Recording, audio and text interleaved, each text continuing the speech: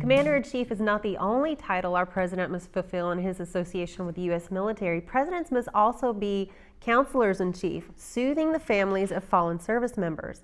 However, it does not appear that President Trump has succeeded at this skill, at least not yet, and he's found himself and at least one of his high-level cabinet members embroiled in a seriously troubling situation. Now, you may remember earlier this month, 4 American troops were killed by Islamic militants in Niger. Sergeant LaDavid Johnson of Florida was one of the fallen. His widow, Micca Johnson, told ABC News this week that President Trump brought her to tears when he called her to offer his condolences. Johnson says that Trump stumbled over her husband's name and it got worse from there. The widow says Trump then said that, quote, her husband knew what he had signed up for, end quote. Now, this call was on speakerphone, according to Johnson and the fallen soldier's aunt, as well as Democratic Congressman Frederica Wilson. Now, all of the women apparently sat in the limo en route to the airport where the fallen soldiers' remains were, likely in stunned silence, listening while all of this went down. Micca Johnson says that if her husband was out fighting for our country, giving up his life, why couldn't the president remember his name? Now, this resulted in a whole huge war of words on Twitter. Now, Monday, President Trump said he talked to Sergeant LaDavid Johnson's widow without hesitation. Yet Wilson, who also tweeted about the situation, saying that Trump does not have the character or empathy or grace to be a president. So the congressman and the president are butting heads here. Now, why do you guys think that firing off on social media about such a delicate situation is the wrong way to handle it? I think, as we all know, Trump is, a guy from Queens that grew up in Queens. So a lot of times people from New York City just kind of have that harsher, like pack with a punch kind of demeanor. And I think, as we've seen throughout his presidency so far, whenever people provoke him in the media, he lashes out through his Twitter. And he did an interview on Fox News, a sit down, and said that because of what he calls the fake media, that Twitter is what he uses to get the real story out there. And so I think that that's why he took to Twitter on this. So he should be allowed to take to Twitter over the death of somebody because he's just an old boy from Queens. And tough love's okay. And tough love is okay then. Yeah. And see, other presidents have gotten lambasted. Okay, President Bush got many upset family, and he never did anything. He didn't go off on them and say, "Oh, you were just, I did this, I did it right." He didn't do that because he knew the family's grieving. Right. So why does he feel justified? Why does Trump feel justified? Well, and so I think that's why you have to look at both sides of this. I'm not saying that Trump's right, but at the same time, you have this representative, Congressman Frederica Wilson. To me, this is a private matter in the first place. I think this situation has been totally mishandled on both sides. These calls to fallen soldiers' families are meant to be private. And so this should have been a private matter. If the widow felt that Trump, didn't handle the phone call correctly, then I feel like that she should have called up the White House. He's going to take the call, obviously, and spoke with him, private about this and just say, I didn't really appreciate how you handled the phone call. And then if the White House did decide, they didn't take the phone call or he didn't apologize or anything, then I would say, go to the media about this. Honestly, I completely understand where you're coming from with this argument because that is a very logical route to take. However, I feel like a lot of people, when they think, the president has upset me, like as a Gold Star family, I don't think their first instinct is honestly to call the White House because the president kind of just has, and I'm not saying anything bad about Trump in this situation, I'm saying that the president as a whole, that whole position has a stigma of, unending power. I mean, that is the executive branch of our government. That's something that we view with, a high integrity. So I feel like a lot of times it's something that we have to consider the fact that if Trump called you right now and you guys maybe got into a verbal argument and he hung up, you wouldn't think to call him back. That's just like the first thing that popped in my head, at least. Well, you have to also think, this woman is grieving and she gets a rude phone call. She may not have gone to social media and said anything personally, but people are going to come back for her. Like if you go and your friend has lost somebody, you're going to back them up, whatever they need, because they are grieving Well, for their I I loss. can't say Maybe- rude phone call either. Yeah, I was gonna that's say where, That's that. where I'm done. I'm done. Okay, so I decided to highlight a quote that Micca originally said, and that was, the widow says Trump then said that her husband knew what he had signed up for. And to that, I say, hell yes.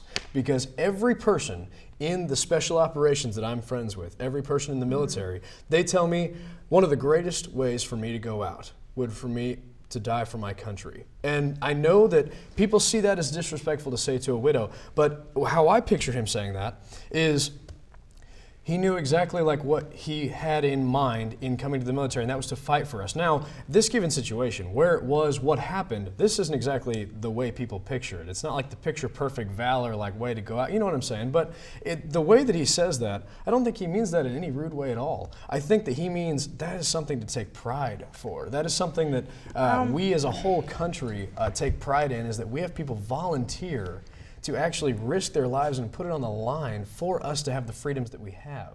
And I get that it wasn't nice, okay, Rebecca. I understand it wasn't nice, but nowhere in the presidency on the resume does it say you need to have empathy or grace, and Trump has shown none of that. Okay. Because, and that's one of the You're right reasons there. that's one of the reasons I think he is the president. That's one of the reasons I think he is where he is, because he has not shown empathy. He has not shown in the kind of way, and I'm okay with that. He has not shown any of that. So, by you saying that, it negates what you just said about him saying that in a good way. He didn't. If you've heard anything that Trump has ever said, he was not meaning, hey, your husband knew what he was signing up for. And see, Meant it that's was where in a good way. I'm He gonna was totally- saying it to be rude and end that conversation with the widow. That's where I'm Let's going to be totally honest. disagree with you, because if you look at the press briefing that General John Kelly, White House Chief of Staff, came out, which we'll get to later in this block, Right. who is a Gold Star father, might we add. One of the first of the Afghan and war, a 4-star general of our nation, Yeah. came out and Yeah. said that he understands what Trump was saying. He was actually in the room and said that, Trump had asked him, General, what do I say when I call these families? Obviously, that's a difficult thing to do. is. And so he said, just like whenever his officer called to inform him that his son had been killed in the line of duty, that pretty much almost the exact same words were what he said.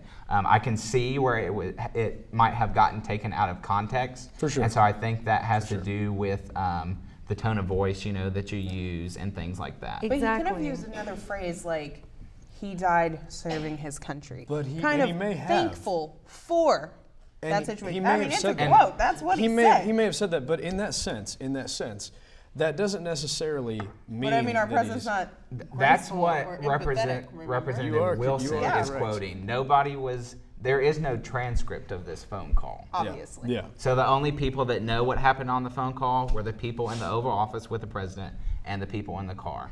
That's right. And he is not known for his. I'm going to go back to what Vice President Pence said in his Right. when he was in his debates, and that is, he's not a polished politician. He will never say the right thing according to the media, ever. And that's just how it goes. Every single Well, time. this is according to social media, which But- is his favorite platform. Any kind of media, he will never say what people consider to be the right thing. And we have to accept that, because until the day that we do, we're going to bash everything that he says and never be able to take anything in the context. Well, and I think we're that going to he get to that in a interprets. little bit about his going off script, but I want to kind of Yeah. proceed further and kind of what this all came out of. Remember, Trump was firing off after questions about Niger. He was saying, and we didn't have a whole lot of information. We still don't. In the most recent briefing, we still don't know what led up to it. We're still hearing, possibly Islamic State militants. We know Al Qaeda is very active in that area, but we don't know why the soldiers waited an hour to call for help. So we don't know a lot. Yeah. But we do know that Trump, he was questioned by reporters about why weren't the families notified sooner. Again, there's not a lot of info there.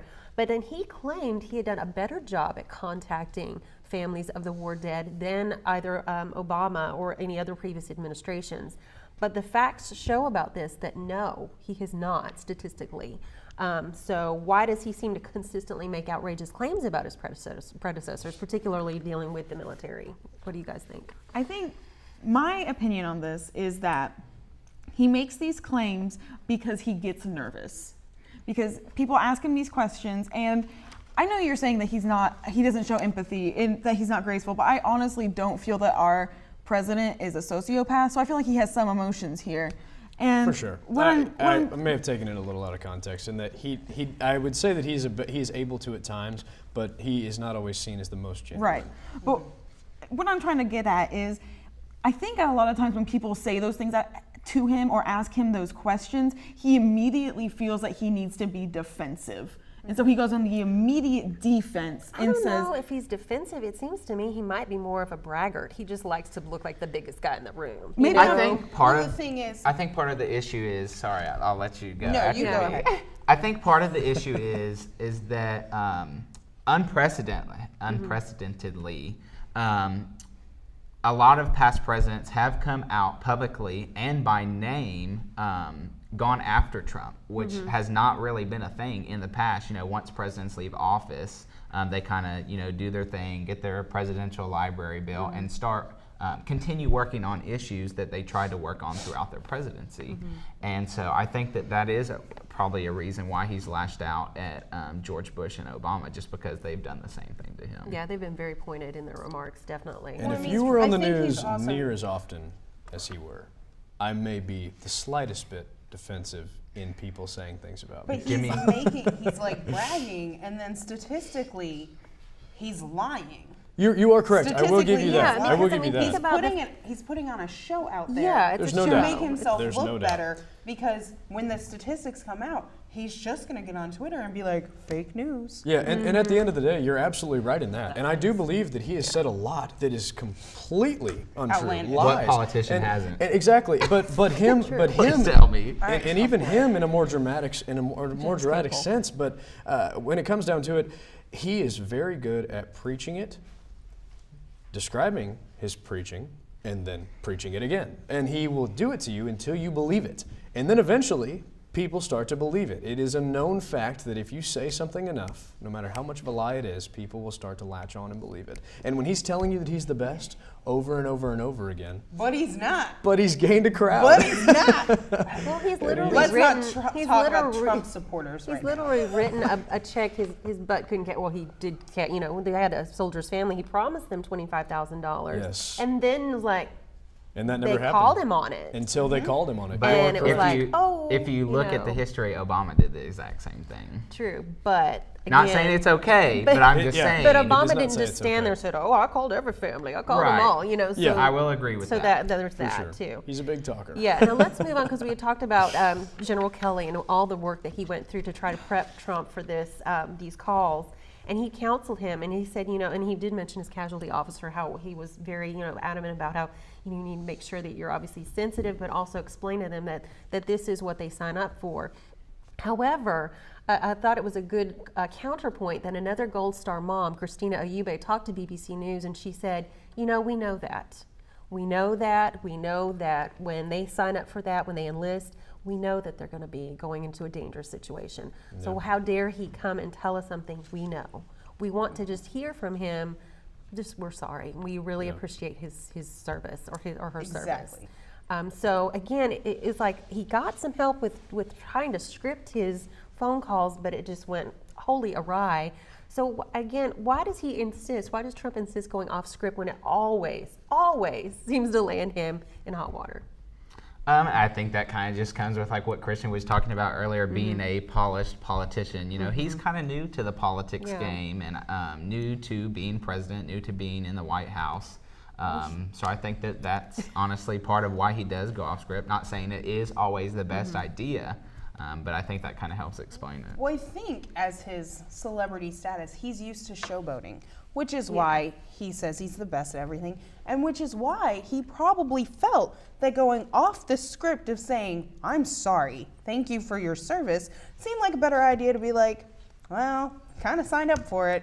I know that Sorry. I always play devil's advocate. Okay, By all and to be completely honest, I am not Trump's biggest fan. Okay, I do believe that a lot of and I'm being dead serious in that I would consider myself somewhat of a conservative, but I don't see Donald Trump as a conservative, and I actually do get very upset at a lot of the comments that he makes. I can't agree with the fact that he's not a conservative. But at the end of the day, when he's calling players SOBs and when he's saying things out loud like that, absolutely not. I do not think a president should be saying that. But I do also believe that if you put Donald Trump in politics for the next 20 years, he will still remain the same. I don't think he'll ever stay on a script. I don't think until the end of his presidency that he will be able to read an entire script and look at you and say, wow, that felt good, because that wasn't me. I think he's... We don't need him to feel good. No. We need him to be a president, and he went off script. Yeah, he was Donald Trump instead of the president of the United States.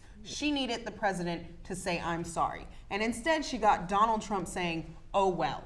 And absolutely. I don't necessarily, I wouldn't necessarily categorize categorize it as going off script. Like we've talked about, yes, do I think his choice of words could have been better? Because the phrase that he used can easily be taken out of context. He made the woman cry. But at the same time, he was taking advice from a Gold Star father. Right. And so I think that is why he used that phrase. Right, and I agree with that. But again, it seems like, again, I've mentioned this before, he needs some sensitivity training. I'm not asking him to change who he is, just a little. But he needs a little bit. But yeah. I mean, I can agree with Mason. We don't know Right. what the Gold Star father, General Kelly, I believe, what General Kelly said to him, how he scripted him to speak to her, Right. what phrases he told Trump to use. That might have been a phrase that he advised him to use. I doubt it, as he is a Gold Star father. I'm sure they used a more sensitive phrasing. Well, Kelly even said in his interviews, and when he defended Trump, he said, I told him along the lines of, they know what they've signed up for, but, and then he added much more to it, saying that we still appreciate their sacrifice. There was a lot more added, and Trump just heard the first 4 words and just went with it. It was just, went really So, I mean, as you know, I'm not a Trump supporter by any means, in case that was unclear. But I was confused for a moment. it was the conservative thing. That. I know. Yeah. But the fact is that from his interview, he was advised to say more and do better. And as always, he fell again. He disappointed us again. I know. It's fun. If there's one thing we can tip our hats, it's that out of all the people who try to play a part, at the end of the day, out of all the 4-letter words that you can use, 3-letter, 4-letter words you can use to describe the man, he has always been himself. He definitely has. It doesn't matter how awful that may seem. He has stayed true to what his beliefs are. Yeah. So that's going to do it, though. We've got a lot more to come up still on the show. Absolutely. So Absolutely. We've talked about Trump, and now we're going to move on to, of course, we heard about Trump's campaign and the Russian scandal that's under investigation. There's another whole Russian probe going on that's made it to the headlines, this time involving Hillary Clinton, and we'll have more on that next.